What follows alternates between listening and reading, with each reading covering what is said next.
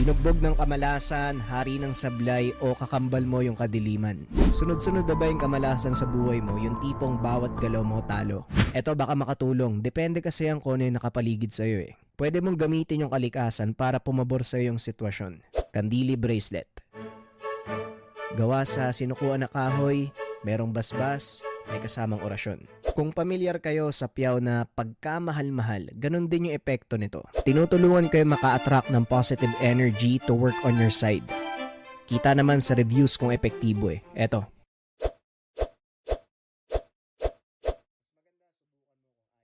Mas maganda subukan mo kung ayaw mo ng malasin. Link sa comment section. Peace. Ang kwentong ito ay hango sa totoong buhay. Mula ito sa isa nating kabayan na itago na lang natin sa pangalang Berto. Walang eksaktong taon. Probinsya ng Antique. Berto, ano na naman ba ginawa mo sa kabisera? Laman pulutan ka ng mga manginginom sa bayan ah. Wala ka ba talagang gagawing matino ba? Palagi mo na lang kaming inilalagay sa kahiyan ng nasira mong nanay. Ito ang mga salitang kadalasang gumigising kay Berto tuwing umaga. Palagi itong nabubungangaan ng kanyang ama dahil na din sa katigasan ng ulo. Simula nang yumao ang ina, tila nawala na ito sa tamang landas. Palaging nasasangkot sa gulo, laman ng kulungan. Kung hindi dahil sa ninong nitong hepe ng pulis, hindi makakalabas ang binata. Yan ka na naman, tay. Ang aga-aga ang ingay mo eh. Tugon ni Berto. Paanong hindi mag-iingay aber? Kung hindi pa sa akin sinabi ng ninong Arturo mo na nakulong ka na naman, hindi ko pa malalaman. Wika ni Mang Arturo. Tay, tinanong mo ba si Ninong kung bakit ako nakulong? At bakit niya ako pinalabas? Hindi, di ba? Tugon ni Berto. Sabay bangon sa higaan. Ano bang nangyayari sa iyong bata ka? Bakit ka ba nagkaganyan? Tanong ng ama. Hindi po ako magkakaganito kung hindi namatay si nanay. Kagaya ng ipinangako ko bago siya ilibing. Hindi ako titigil hanggat hindi ako nakakaganti. Tugon ni Berto. At upang lubos na maunawaan ang kwento, aatras tayo ng 5 taon. Nang mga panong ito, kasalukuyang hepe ng kapulisan ang ama ni Berto na si Mang Kitong. Masayang namamasyal ang mag-anak nang biglang harangin ng mga hindi kilalang kalalakihan ang kanilang sinasakyan. Pinagbabaril ng mga ito si Mang Berto. Napuruhan ang kanyang ina na naging sanhi ng pagkamatay nito. Kitang-kita ni Berto kung paanong tinapos ng mga mananambang sa kanila ang kanyang ina. Nagawa pa nitong bunutin ang baril ng kanyang ama na noon ay walang malay. Binaril nito ang isa sa mga kalalakian. Tinamaan sa kanang pisngi na nag-iwan ng malaking pilat. Ito ang naging palatandaan ng binata.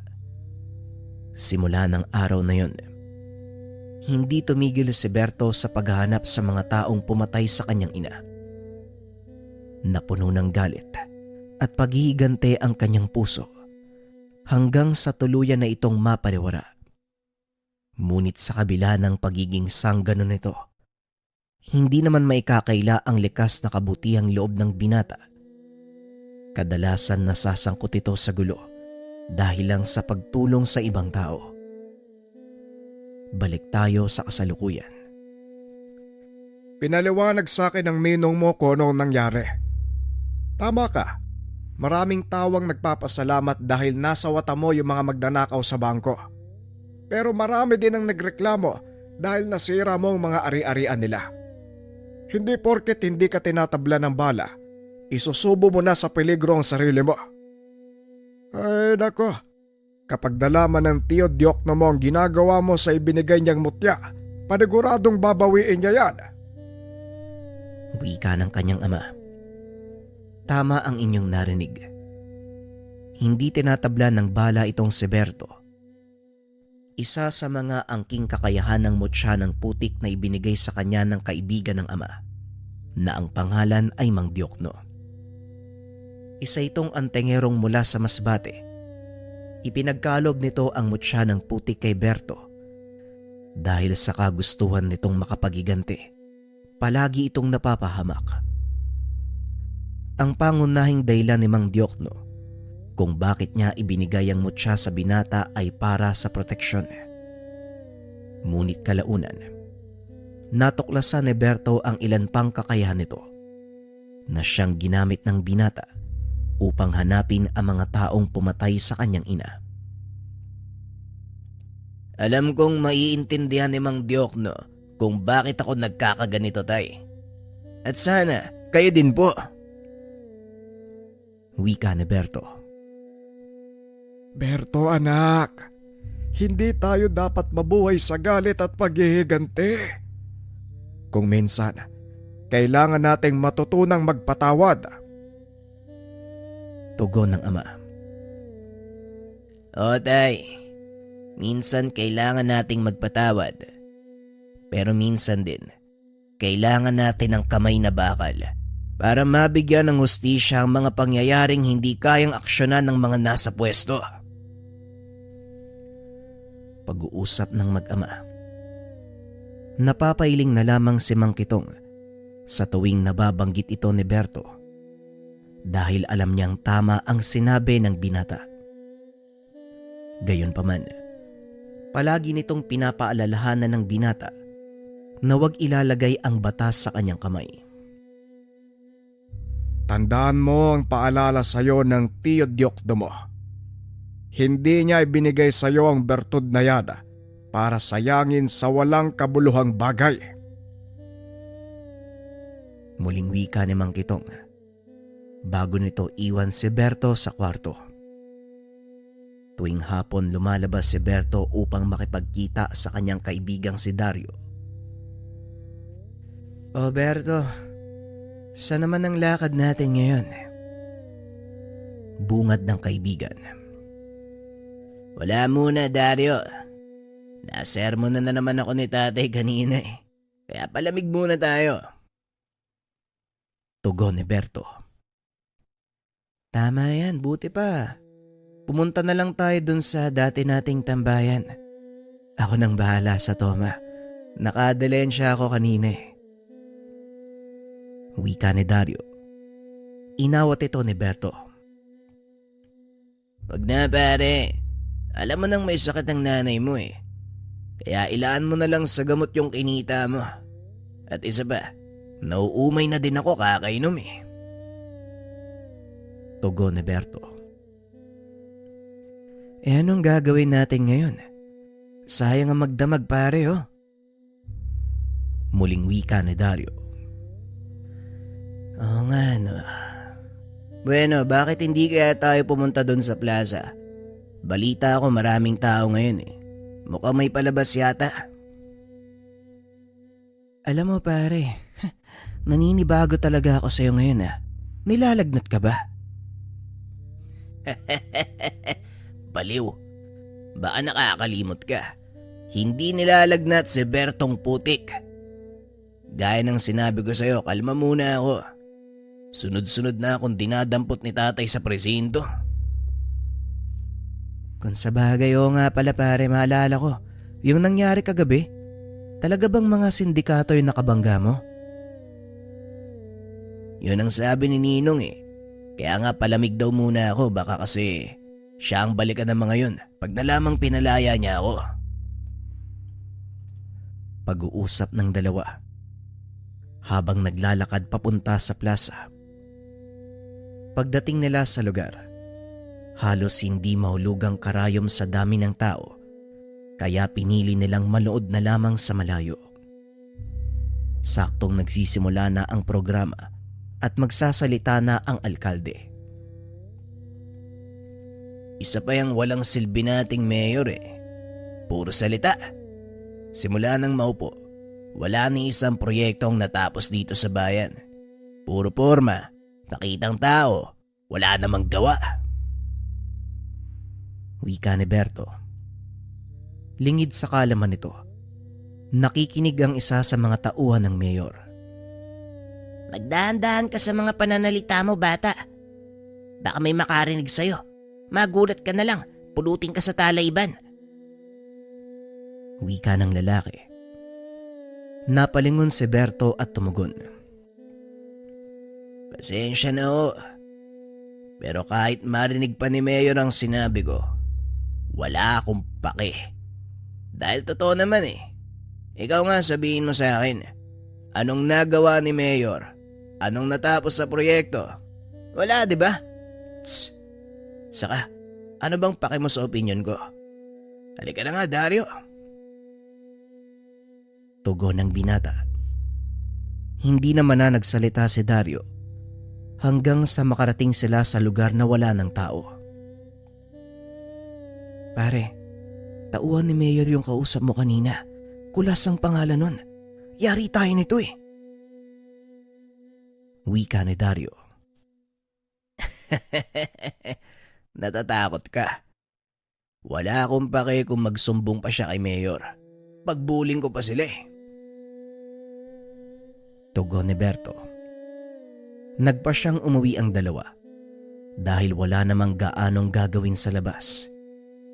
Saktong nagiwalay na ng daan ang mga ito nang biglang may humarang kay Berto. Sumama ka sa akin, bata. May kakausap sa yung importanteng tao. Wika ni Nicolas. Paano kung ayoko? Anong gagawin mo? Wika ni Berto habang nagtatanggal ng tsinelas. Lumapat ang paa nito sa lupa at kusang gumana ang bisa ng tangang mutya. Huwag mo nang palalain ang sitwasyon. Sumama ka na lang sa akin kung ayaw mong mapahamak ang kaibigan mo. Tugon ng lalaki. Lumabas ang kasama nitong hawak-hawak si Dario habang may nakatutok na barel sa sentido nito. Wala nang nagawa si Berto kung hindi ang sumama sa lalaki. Huwag kang mag-alala, wala namang mangyayari sa'yo eh. Kakausapin ka lang ng taong sinasabi ko. Wika ni Nicolas. Hindi naman sumasagot si Berto hanggang sa dumating na sila sa sinasabing lugar ng lalaki. Pinapasok ang binata sa isang lumang bodega at doon nakita niya ang isang lalaking nakasuot ng itim na damit. Maraming armado ang nakapalibot dito. Mayor, nandito na po yung taong sinasabi ko sa inyo. Wika ni Nicolas. Humarap ang lalaki. Nakangiti itong lumapit kay Berto. Salamat, Kulas. Makakaalis na kayo ng mga tauhan mo. Iwan niyo kaming dalawa. Baka nahihiya ang bisita natin sa maraming tao. Wika ng lalaki. Napagtanto ni Berto na ang taong kaharap ay walang iba kung hindi ang mayor. Anong kailangan mo sa akin? Wala ka mapapala, mahirap lang ako. Wika ni Berto. Ako, walang kailangan. Pero ikaw ang may kailangan sa akin. Hindi ba anak ka ng dating hepe ng bayan? Napatay ang nanay mo sa pananambang. At alam kong hinahanap mo ang mga taong pumatay sa kanya. Alam mo, pwede kitang tulungan eh. Yan ay kung makikipagtulungan ka sa akin. Wika ni Mayor Javier. Di may kailangan ka nga. Pasensya na pero hindi ko kailangan ng tulong mula sa'yo. Kaya kong kumilos mag-isa eh. At saka, bakit ba kailangan mo ng tulong ng isang kagaya ko? Tanong ni Berto. Hindi nalingid sa akin ang kakayahan mo, bata. May ilang taong nakapagsabi na nakaengkwentro ka nila at hindi ka daw tinatabla ng bala. Yan ang gusto ko mapatunayan. Wika ni Mayor Javier. Tss, naniniwala pala kayo sa mga chismis, Mayor. Kaya pala walang nangyayari sa bayan. Magdaan-daan ka sa panginsulto mo, bata. Kayang-kaya kitang tirisid. Eh di subukan mo, Mayor. Hindi naman ako natatakot sa'yo eh. Yan ang gusto ko. Palaban. Pag-isipan mong mabuti ang alok ko. Dahil sisiguraduhin ko sa'yo, hindi ka lang makakagante sa mga taong pumatay sa daday mo. Kikita ka pa ng pera. Biglang natigilan si Berto sa sinabi ng Mayor. Kagad na itong nagpatuloy sa paglalakad. Hinarang siya ng mga tauhan. Hayaan mo siya, Kulas. Bibigyan natin siya ng pagkakataong mag-isip. Wika ni Mayor Javier. Kagad ding tumabi ang mga tauhan nito. Hinila ni Berto ang kamay ni Dario at nagpatuloy na sa paglabas sa lugar. Ano bang pinag-usapan niyo ni Mayor, pare? Tanong ni Dario. Iniinganyo ako ng taong yun na magtrabaho sa kanya. Ang kapalit daw, tutulungan niya akong makapagigante sa mga pumatay kay nanay. Tugon ni Berto. Nako pare, huwag kang magpapadala sa matatamis sa salita ng taong yan. Paniguradong gagamitin ka lang din niya. At sa uli, kapag wala ka ng pakinabang, siya mismo ang papatay sa'yo. Muling wika ng kaibigan.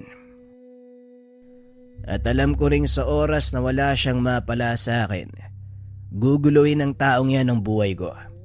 Kaya kailangang malaman ni tatay ang lahat para makagawa ako ng hakbang. Wika ni Berto. Pagkatapos ang pag-uusap, kagad na ding umuwi si Dario. Naiwang mag-isa si Berto.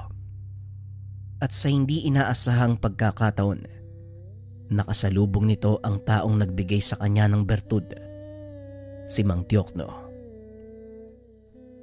Berto, ikaw na ba yan, iho? Mabuti naman at nagkasalubong tayo. Medyo nalilito na ako sa lugar nyo eh. Ang laki ng pinagbago simula ng huli kong nagpunta. Wika ni Mang Diokno. Napangiti naman si Berto dahil tamang-tama ang dating nito. Tiyo Diokno, mabuti naman napadalaw kayo. Malapit naman na tayo sa bahay. Tara, siguradong matutuwa si tatay. Tugon ni Berto at kagad nang umuwi ang dalawa. Kagaya ng inaasahan ni Berto, tuwang-tuwa si Mang Kitong dahil nagkita ang dalawang magkaibigan. Kung hindi nyo na itatanong, si Mang Diokno, dating pulis na naglilingkod sa ilalim ng pamumuno ni Mang Kitong. Nang magretiro ang matanda, nagpa siya ding magbitiw sa tungkulin si Mang Diokno. Tinutukan ang pagiging albularyo. Kumusta naman ang panggagamot mo, Diokno? Balita ko, kilala ka na sa lugar nyo ah. Tanong ni Mang Kitong. Hindi naman sa ganun. Medyo marami lang ang nakakakilala sa akin pero hindi pa naman sobrang sikat. Mas marami pa ring magaling kaysa sa akin eh. Bueno, ikaw naman hepe. Paring Kitong, kumusta naman ang buhay ng retirado? Tanong ni Mang Diokno. Eto, nangungunsume dyan sa anak ko. Lumaking basagulero. Tugon ng matanda. Napakamot naman ng ulo si Berto. Yang ano naman tay. Alam mo naman ang dahilan ko, Tiyo Diokno, di ba? Wika ni Berto. Nako Berto, baka naman inaabuso mo ang bertud na binigay ko sa'yo. Siguradong alam mo kung ano ang magiging kapalit niyan, hindi ba? Tignan mo ang nangyari sa taong pinanggalingan ng bertud na yan. Asan siya ngayon? Ayun, nakikipagpatentero kay kamatayan. Tugon ni Mang Diokno Ang tinutukoy nito ay walang iba, kung hindi ang kilalang antingero mula sa bahagi ng Luzon. Alam ko naman po yun, tiyo. Kaya nga hindi ko tinutularan ang ginagawa niya eh. Tugon ni Berto. Ay nako, wag kang maniwala dyan sa batag yan. Konti na lang hindi na sila nagkakalayo ng taong yon. Wika namang Kitong. Seryosong usapan, Berto ha. Ang mutya ng putik, isang uri ng mataas na tangan dahil nabibilang ito sa 4 na pangunahing elemento. Sa oras na abusuhin mo ito o gamitin sa hindi magandang gawain, paniguradong sisingilin ka nito. At isa pa, hindi ko naman ipinagkalob sa iyo ng bertud na yan para maging basagulero. Kaya pakiusap, gamitin mo sa tama kung ayaw mong bawiin ko sa iyo ang bertud, kagaya ng naunang humawak niyan. Wika namang Diokno. Opo tiyo, pasensya na po kayo. Nga pala, may sasabihin po ako sa inyo. Pinatawag ako ni Mayor kanina nagkausap kami. Balak niya akong kunin para magtrabaho sa kanya. Wika ni Berto. Nagkatinginan ang dalawang nakakatanda. Tila nag-aantayan kung sino ang unang magsasalita. Hanggang sa naglakas loob na si Mang Diokno. Sasabihin ko sa iyo ngayon palang, Berto. Halangang kaluluwa ng taong yun. Bago pa man siya maupo bilang mayor, ilang beses nang nasangkot sa malaking krimen ng taong yan. Kaya kung ako sa iyo, mag-iingat ka. Wika ni Mang Diokno. Nakagad namang pinasigundahan ng ama. Tama ang Tio Diokno mo. Maging ang Tio Arturo mo, minsan na din siyang nakabangga. Kaso nga lang, hindi umubra ang bangis niya sa tapang ni Arturo. Wika ni Mang Kitong. Alam ko naman po yun, tay. Kaya nga sinasabi ko to sa inyo para humingi ng payo kung anong pwede kong gawin. Delikado din kasi ang lagay nyo kung sakaling tanggihan ko ang alok niya. Wika ni Berto. Tanggihan? Sino nagsabing tatanggihan mo siya? Tanggapin mo ang alok na trabaho ni Mayor. Kainin mo siya mula sa loob. Yan lang ang tanging paraan para matalo siya.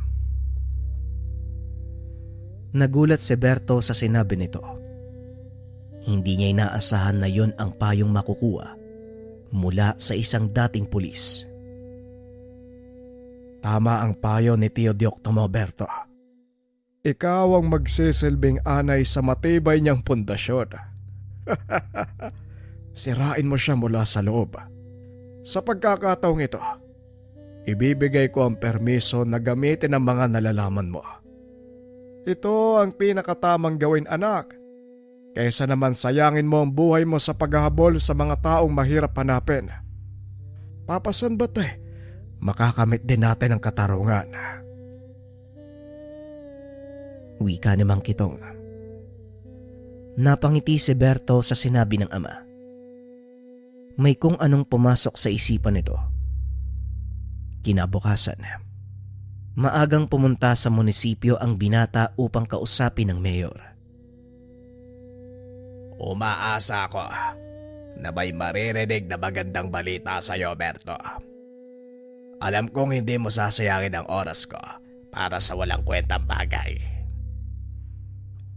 Wika ni Mayor Javier. Oo naman, Mayor. Tinatanggap ko ang alok mo. At gusto ko na magsimula sa lalong madaling panahon. Tugon ni Berto. Magaling kong ganon.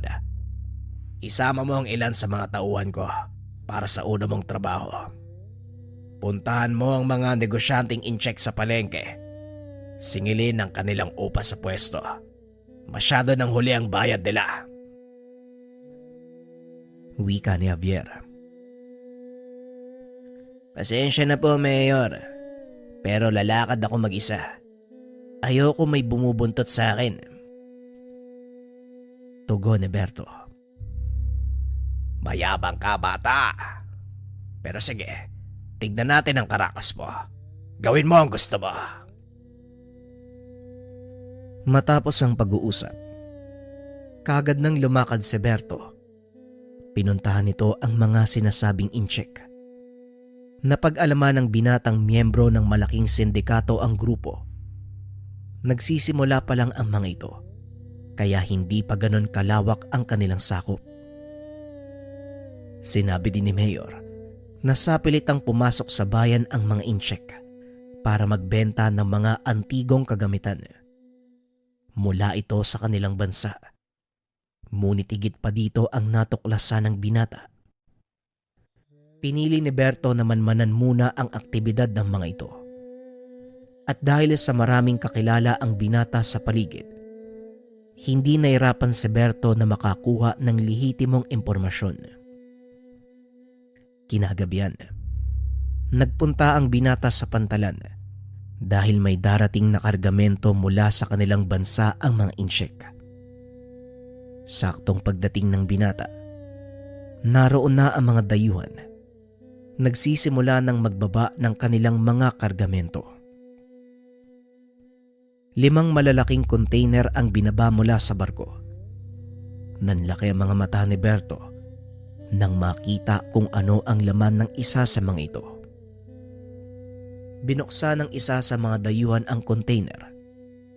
Tumambad kay Berto ang napakaraming dayuhang iligal na pumapasok sa bansa. Bukod pa dito, may mga malalaking kahon na gawa sa kahoy na inilabas mula sa mga sisidlan. At ang mas lalong ikinagulat ni Berto dahil ipinagbabawal na gamot ang laman ng mga ito. Tinignan ng binata kung ilan ang mga taong naroon. Napagtanto ng binata na kaya niyang sawatahin ng mga kalaban, kulang-kulang sa 10 ang kanilang bilang. Gamit ang isang pambihirang kakayahan ng bertud ng putik, naglakad ang binata papalapit sa mga dayuhan. Ni isa sa kanila ay walang nakapansin.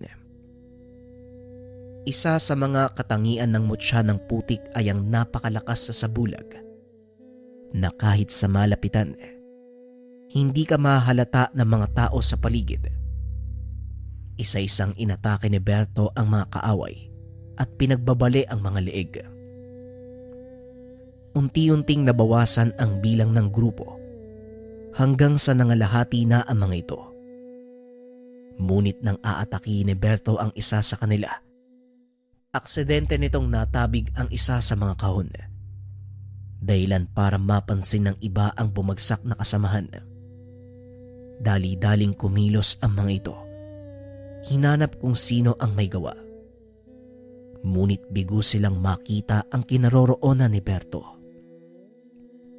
At dahil nabulahaw ang kanilang operasyon, nagpa siyang magpulasan ang mga ito.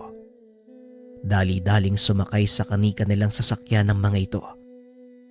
Bago pa man makalabas ang Pantalan, nagawa na silang harangin ng binata. Huminto ang mga dayuhan dahil nakatayo sa harap ng kanilang sasakyan ng binata. Isa-isang nagbabaan ang mga ito. Pinaulanan ng bala ang binata, ngunit sinuong lang ito ni Berto ng walang kahirap-hirap. Gamit ang dalang tubo, pinagpapalo nito ang mga incheck hanggang sa tuluyang mapatulog. Matapos ay tinalian ang kamay at paa. Iniwan ng binata ang mga itong nakagapo sa isang sulok habang ang mga dayuhang iligal na pumasok sa bansa muling kinulong ng binata sa container. Matapos ay pinuntahan nito ang ninong upang ipagbigay alam ang ginawa. Nanlaki ang mga mata ng hepe dahil hindi nito lubos maisip na gagawin ito ni Berto. Nang masigurado ng binata na hawak na ng kapulisan ang dayuhan, kagad itong pumunta sa tahanan ng mayor. Yan ang gusto ko sa'yo, Berto. Iba ka kung kumilos. Nagagawa mo ang gawain ng 5 tao ng mag-isa. Wika ng mayor. Gaya ng sinabi ko sa iyo, Mayor, kaya kong kumilos nang hindi umaasa sa iba. Anong susunod kong gagawin? Tanong ni Berto. Kumalma ka muna. Dahil hindi pa tapos sa mga dayuhan. Babalikan nila kung sino man ang may gawa nun. Lalo pat nakuha ang kanilang mga kontrabando. Muling wika ni Mayor Javier. Huwag kang mag-alala. Dahil malinis ako magtrabaho. Walang sino man ang nakakita sa akin. At siguradong hindi nila malalaman kung sino ang bumangga sa kanila. Tugon ni Berto. Yan ang gusto ko. Pasado ka sa akin, bata. Sige, magpalamig ka muna bago ang susunod mong trabaho. Wika ng Mayor. Sabay hagis ng sobre sa kanya. Teka, para saan to? Tanong ni Berto. Para sa trabaho ba? Mas malaki pa ang susunod kung mananatili kang tapat sa akin. Wika ni Mayor Javier. Ngunit wala sa isip ng binata ang pera, kaya pinili niyang itabi ang mga ito.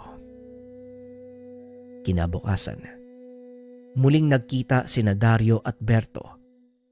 Sinabi nito ang tungkol sa trabaho. Nagulat naman ang kaibigan. Anak nang, bakit mo naman ginawa yan, Berto? Akala ko ba hindi ka papanig kay Mayor? Anong nangyari? Tanong ni Dario. Hindi naman talaga, pare. Ginawa ko to para malaman kung ano ang totoong balak ni Mayor. Nakausap ko si Tatay at Tio Diokno. Sinabi nila sa akin, bago pa man maupo sa pwesto si Mayor, marami na itong ginawang problema. Hindi lang sa bayan, kung hindi sa buong probinsya. Siguro, dapat pag-aksayan ko lang ng lakas at oras ang isang to. Pagpapaliwanag ni Berto. Hindi mo alam yung sinusuong mo, pare. Mapapadali yung buhay mo dyan. Bata ka pa, Berto. Marami ka pang magagawang magandang bagay kaysa dyan. Tugon ng kaibigan. Yang ano naman, Dario eh. Parang ang walang tiwala sa akin. Alam ko ang ginagawa ko. Huwag kang mag-alala. Hindi nila ako kayang patayin. Wika ni Berto. Ewan ko na lang sa'yo, Berto. Hindi naman kita mapipigilan eh. Wes, kung ayaw mong magpapigil, baka pwede mo naman akong isama sa lakad mo. Wika ni Dario. Nababaliw ka na ba, Dario? Hindi pwede. Masyadong delikado. Ayoko mapahama ka. Kaya nga lumalakad ako mag-isa eh. Ay nako, parang hindi mo naman ako kilala, pare. Sige na, sama mo na ako. Pag-uusap ng dalawa. Alam ni Berto na paulit-ulit siyang kukulitin ng kaibigan, kaya hinayaan niya itong sumama. O sige na nga, basta huwag ka lang haharang sa dadaanan ko. Yun o? Sige pare, walang problema. Ano bang susunod mong lakad? Yung mga sindikato sa palengke na nangongolekta ng tong sa mga nagtitinda. Sila ang susunod kong lalakarin. Nawawala ng dilehensya si Mayor dahil sa kanila. Matapos ang pag-uusap, kaagad nang nagpaalam si Berto. Kinabukasan maaga itong nagpunta sa palengke upang asikasuhin ang sunod ay pinapagawa ng Mayor. Hindi pa man tumatagal ang binata sa lugar, kaagad niyang nakita ang ilan sa mga ito. Kilala ni Berto ang grupo dahil maging siya, ilang beses nang nakabangga ang mga ito. Nagsimula ng mangolekta ang pangkat.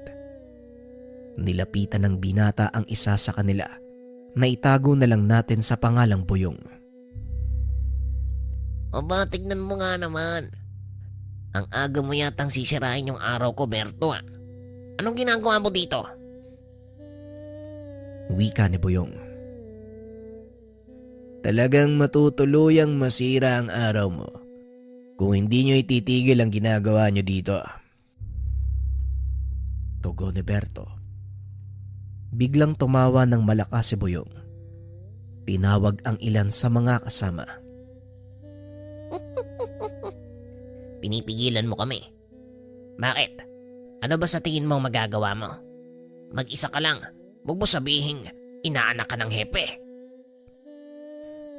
Muling wika ni Boyong. Samantalang si Dario naman, nakaabang lang sa sulok. Iniintay ang susunod na mangyayari. Hindi ako maasa kahit kanino. Nakita mo bang may kasama ako? Wala naman ah.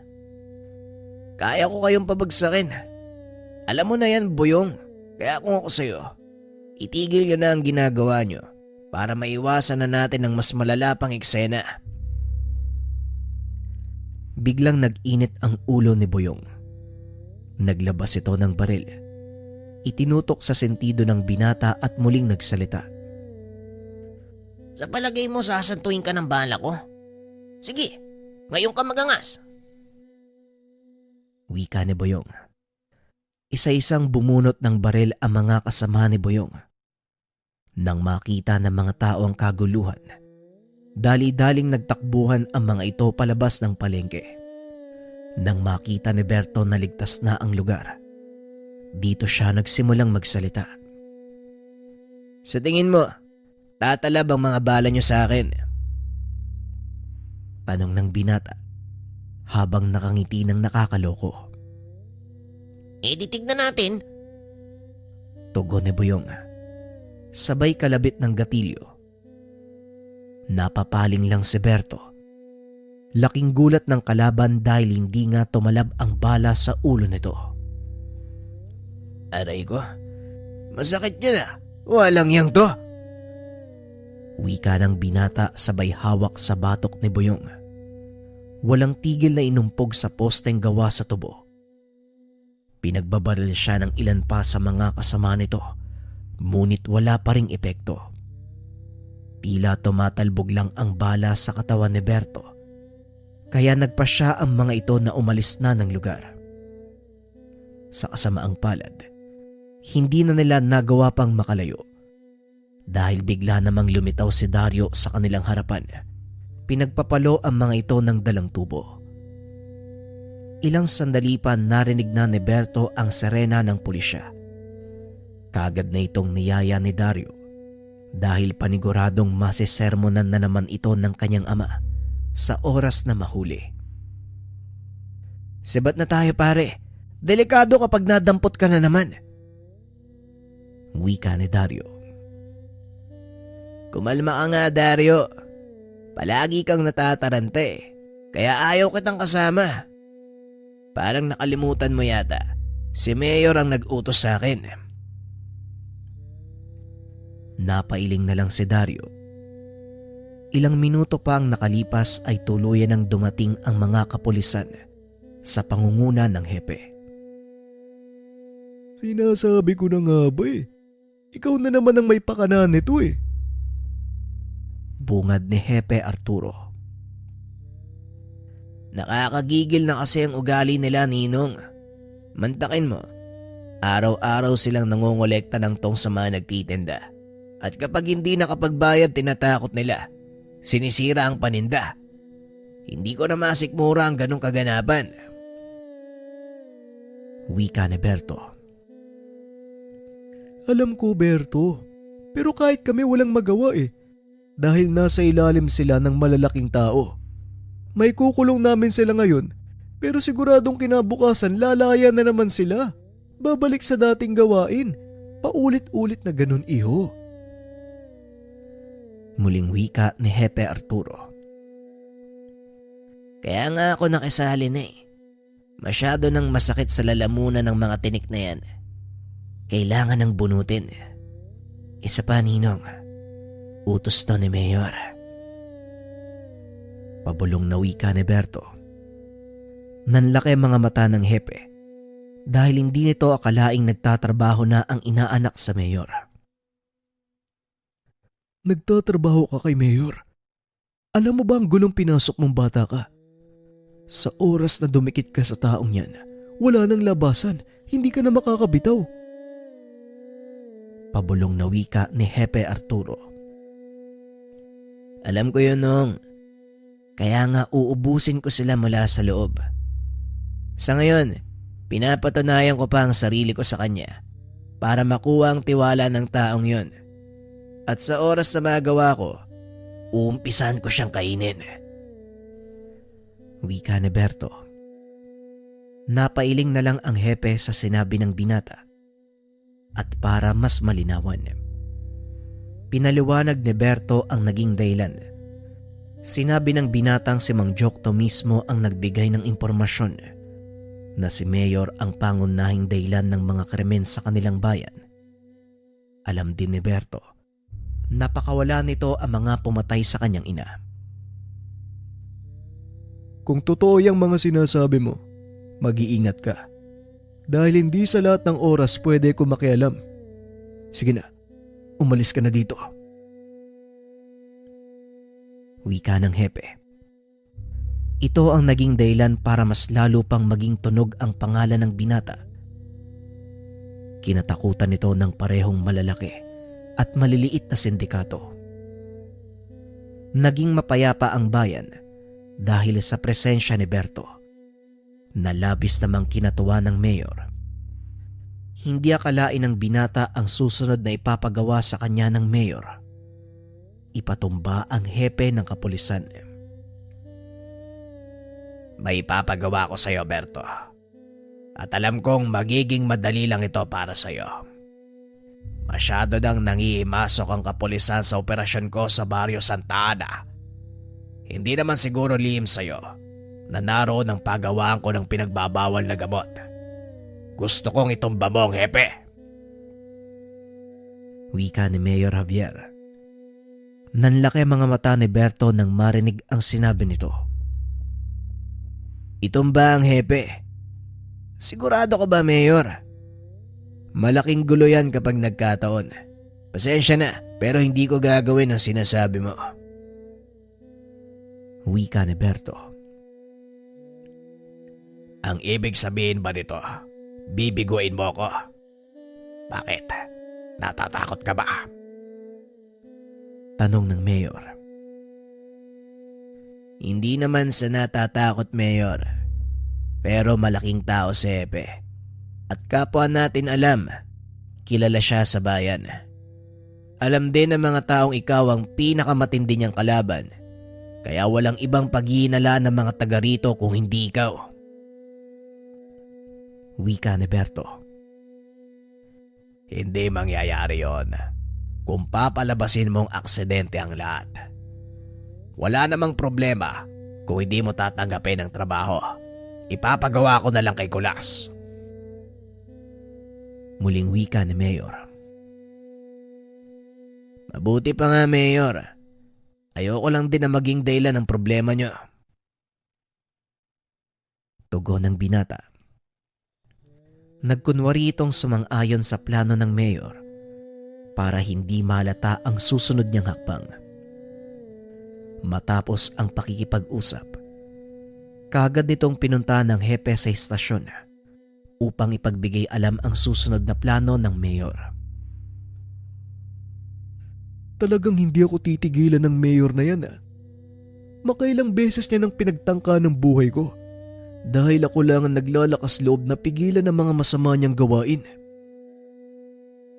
Wika ni Hepe Arturo. Kaya nga po, Ninong kailangan niyo muna sigurong magbakasyon. Lumayo muna kayo sa bayan, nakakatakot ang pwedeng mangyari. Tugon ni Berto. Huwag kang mag-alala, Berto.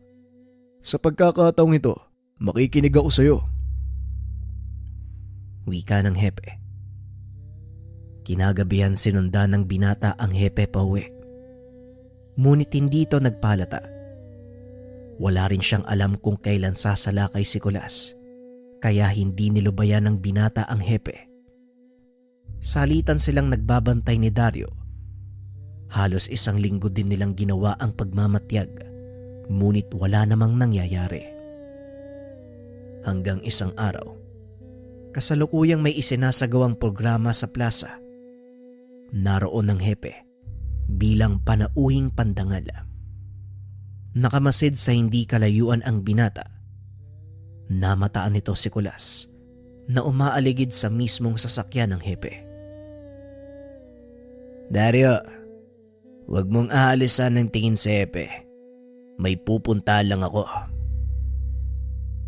Wika ni Berto sa kaibigan.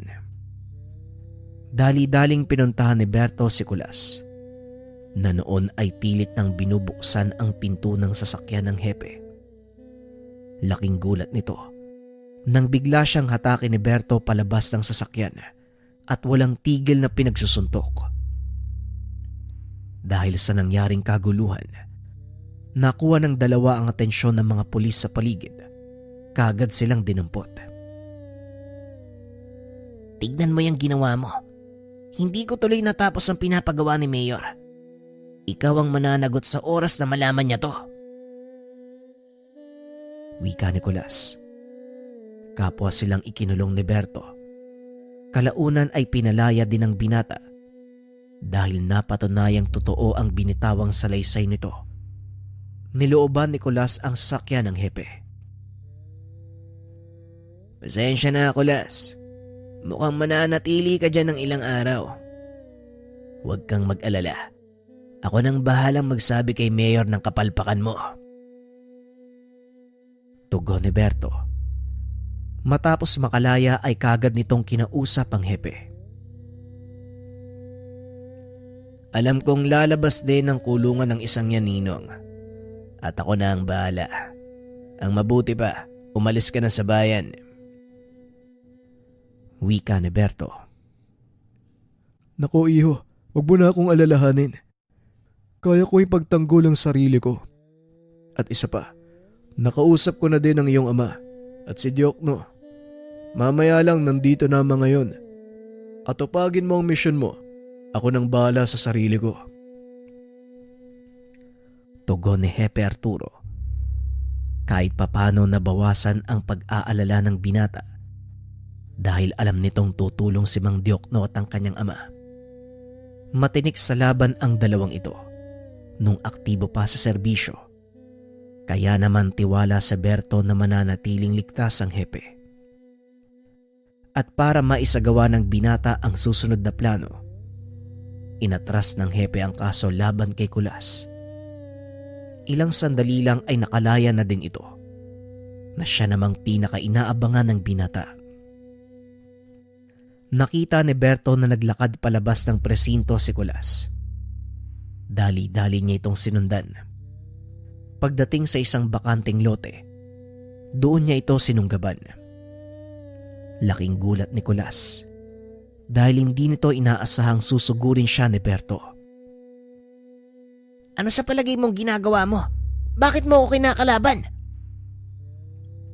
Tanong ni Kulas. Pasensya na, Kulas. Pero hindi maaaring masira ang balat kayo ko kay Mayor.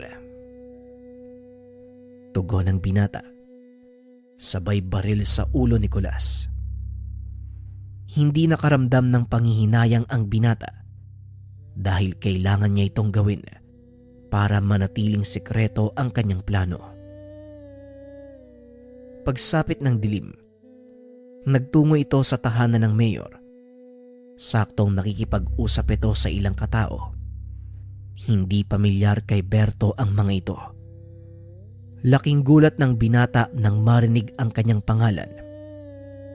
Mas lalo pang nagulat si Berto nang makita ang muka ng isa sa mga kausap ng Mayor. Ito ang taong tinamaan niya sa muka. Pasimpleng naupo si Berto sa sulok. Kunwari ay nagbabasa ng diaryo.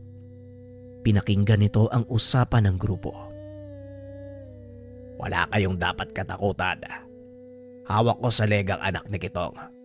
Anumang sabihin ko ay susundin niya. Kaya magagawa niyo mga plano niyo nang walang nangingialam. Wika ng Mayor. Siguraduhin mo lang, Mayor. Dahil sa oras na mabulilyaso kami, titiyakin ko na hindi ka na makakatakbo sa susunod na eleksyon. Tugon ng lalaki. Huwag kang mag-alala, Amante. Ako nang bahala. Tugon ng mayor. Napagtanto ni Berto na ang pangalan ng taong pumatay sa kanyang ina, Amante. Muling bumalik ang sakit ng alaala sa binata. Pilit nitong pinigilan ng sarili. Nag-antay ng tamang pagkakataon si Berto hanggang sa dumating ang araw na magpang-abot sila ng mga taong pumatay sa kanyang ina. Dumating na sa bayan ng mga kaibigan ko. Nagsisimula na ang kanilang negosyo. Salamat sa iyo. Nabawi natin ang mga pwesto ko sa palengke. Ngayon ang magiging trabaho mo. Proteksyonan si Amante at ang pasugalan nila. Teka, hindi ko pa nakikita si Kulas. Ano bang nangyari sa taong yon? Wika ni Mayor. Ilang sandali pa ay dumating ang isa sa mga tauhan nito. Laking gulat ng Mayor nang malamang patay na si Kulas. Natagpuan itong nakahandusay sa isang bakanteng lote sa gawing dulo ng bayan. Mukhang nabigo si Kulas ah. Nabubuhay pa din ang lintik na epe. Bakit kasi hindi pa ikaw yung kumilos, Berto? Galit na wika ni Mayor. Teka lang, Mayor. Huwag mong isisi sa akin ang kabiguan ng tauhan mo. Kasalanan ko bang hindi pa nawawala ng bangis ang epe? Tugon ni Berto. Talagang pinapasakit ng hepe na yan ang ulo ko ah. Magiging malaking tinik sa lalamunan ng taong yan. Kaya hanggat maaari, wag na wag mong papabayaan ang pasugalan nila, Amante. At sa oras na malaman ng kapulisan, siguradong hindi sila titigil hanggat hindi napapahinto ang operasyon. Wika ng Mayor. Muli namang nakaisip ng plano si Berto. Matapos ang pag-uusap, kaagad nitong pinuntahan si Dario. Sinabi ang plano. Nagulat din ito nang sabihin ni Berto na nahanap niya na ang mga taong pumatay sa ina. Dario, puntahan mo si tatay at sabihin sa kanila ang bala ko. Alam na nila ang gagawin. Bilisan mo, dahil ngayong gabi ko isasagawa ang pagpapabagsak kay Mayor. Biglang kinabahan si Dario sa sinabi ni Berto. Ngunit wala na itong magagawa pa. Dali-daling lumabas ang binata at kinausap si Mang Kitong. Samantalang si Berto naman, pumunta sa pasugalan ni Amante upang siguraduhin naroon ang mga ito. Gamit ang kakayahan sa pagbabalat kayo, tinago ni Berto ang kanyang itsura. Isa ito sa mga orihinal na kakayahan ng mutya ng putik. Ngunit hindi ito nagtatagal. Ilang oras lang, maaari ding bumalik sa dati ang itsura ng may tangan. Depende sa antas ng kanyang kakayahan. Ikaw ba si Berto? Ang sinasabi ni Mayor.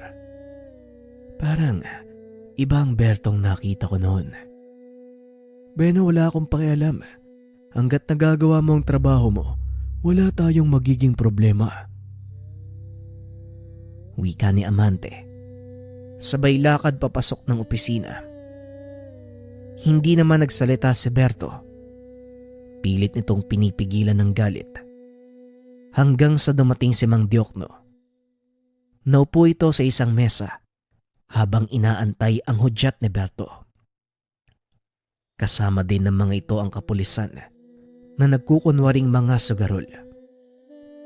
Nakaantabay ang mga ito sa sulok kung sakaling magkaroon ng aberya sa operasyon.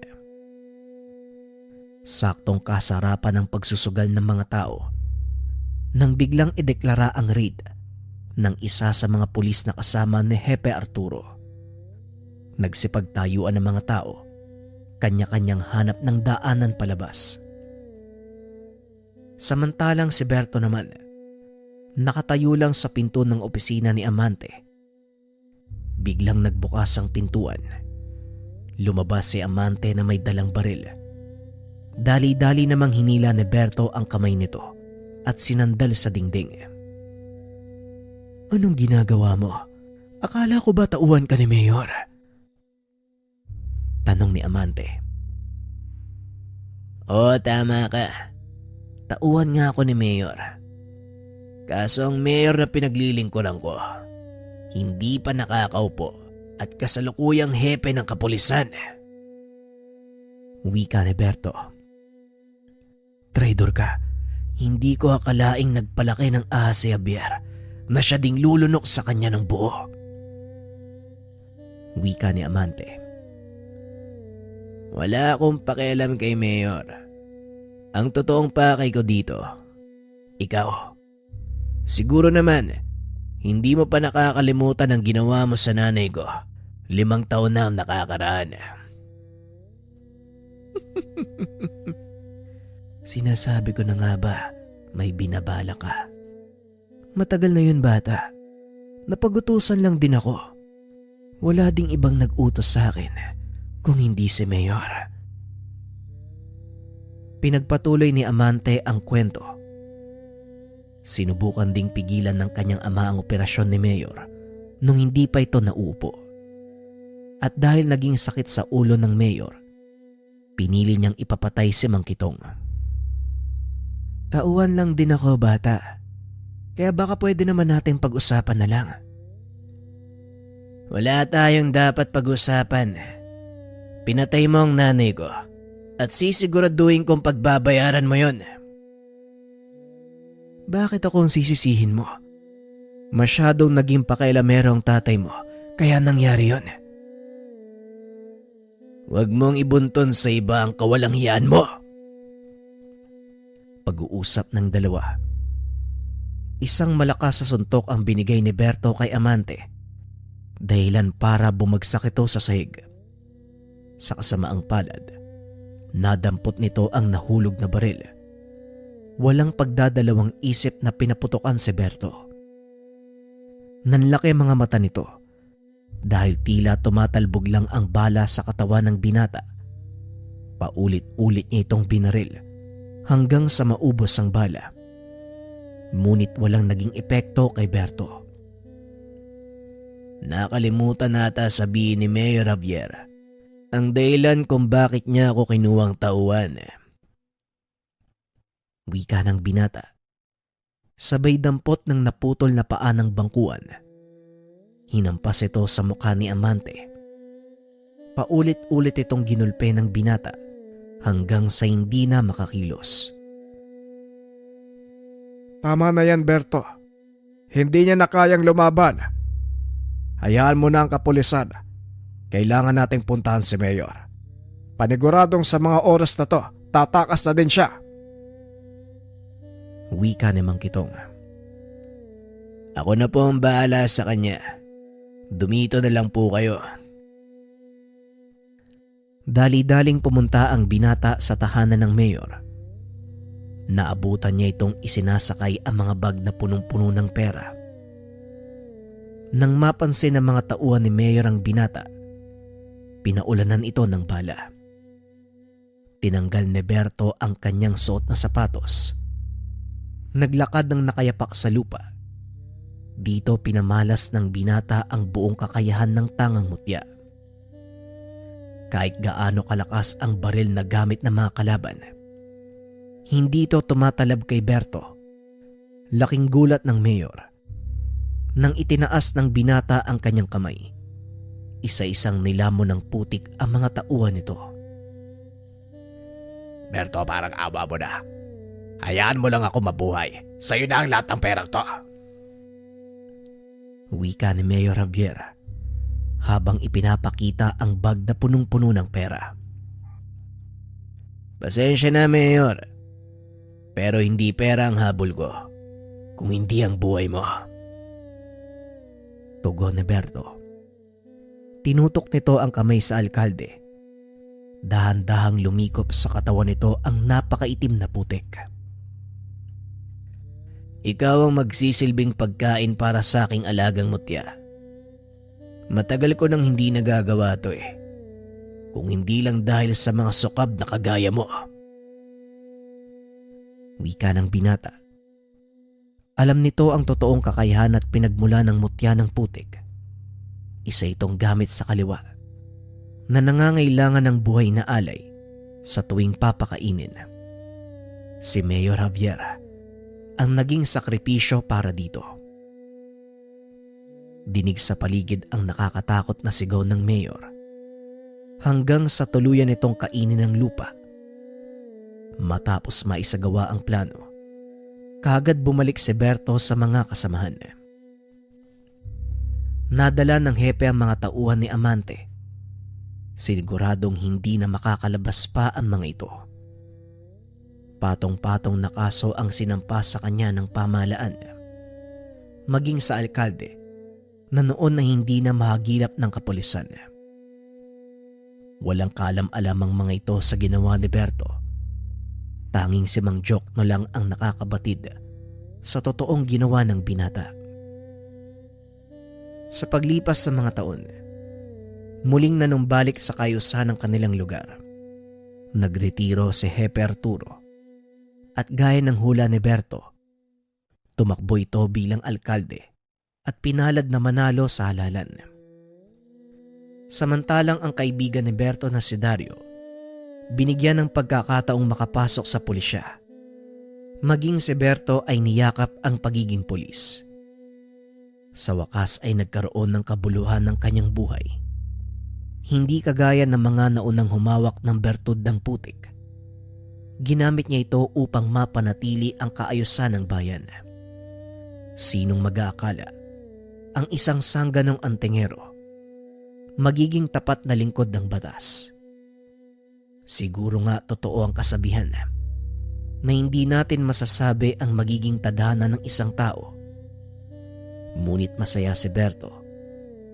Nagkaroon ng saysay ang kanyang buhay dahil sa mutya ng putik. Maraming salamat sa pakikinig. Abangan ang susunod nating series sa Friday mga kabayan. Ito ay tungkol sa kabal, bertud ng pagong. Kita-kits mga kabayan sa series sa Friday. Paalam.